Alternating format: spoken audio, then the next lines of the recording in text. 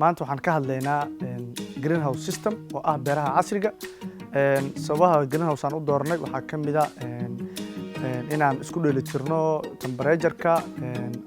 waraabka iyo cudurrada maanta waxaan xoogga saaraynaa yaanyada markaad beeraysid waxaa u baahan tahay abuur tayo leh waxaa u baahan tahay media oo laga sameeyey qumbe la khamiiriyey oo la shiiday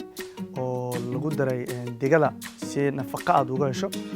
sidoo kale waxaa u baahan tahay geedka lagu xanaaneeyo ama nursery-ga iyo biyo halkii god waxaa gelinaysaa hal seed saasaa meesha ugu beeraysaa meeshaan waxay xanaaneynaysaa dalagii inuu meeshii si wanaagsan ugu koro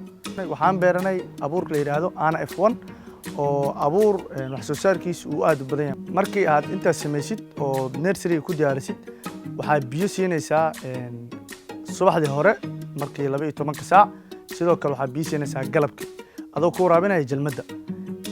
muddo 23 maalmood ama 25 maalmood intaa kadib waxaa ka soo saaraysaa meesha ay ku xanaaneysay oo aan hadda ku sameynay nursery-ga waxaa geenaysaa beerta waxaan ku sameynaynaa transplanting oo abqaalidii aan sameynaynaa muddo 25 bil kadib markaa beerta ku soo wareejisid technology cusub oo qaybta waraabka waxaan sameynaa drip irrigation oo ah in geed walba si siman uu helo biyaha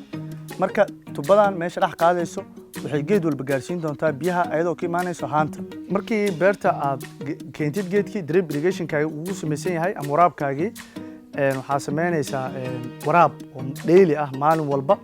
subaxiina 30 daqiiqo galabkiina 30 daqiiqo oo fuusto waxaa dhiganaysaa oo 1 litir ah 500 subaxii ku shubaysaa 500 waxaa ku haysaa galabkii 45 bari kadib geedkii wuxuu gaarayaa heer uu xoogaysto waxaa sameynaysaa caleemo waxa u baahanahay in laga jaro oo caleemaha qalalan sidoo kale xarig in lagu xiro oo teknolojiyada cusub loo adeegsado xariga marka waxaa yaanyadii beerta caadi lagu beerayay iyo yaanyadan isku mid maaha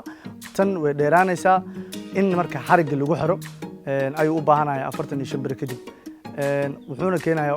ubaxana in la ilaaliyo geedka markuu keeno ubaxa oo la gaaro heerka ubaxa muddo 45 maalin kadib lagu sameeyo staking oo lagu xiro xariga wuxuu maalintaas bilaabayaa inuu mirihii keeno oo mirihii dhalo waxaa la gurayaa maalinta 8aad 3 bil ay ka dhimantahay 10 bari ilaa muddo 6 bilood waxaa la gurayaa yaanyada beerta ku taal marka qaabkaas u shaqeeya greenhouse technology-ga waana qalab wax weyn ku soo kordhiyo wax soo saarka dalka geed walbo beerta kamida waxaa laga filinayaa inuu soo saaro 10 ilaa 15 kilogram oo yaanya waxaan loo fiirinayaa abuurkaaga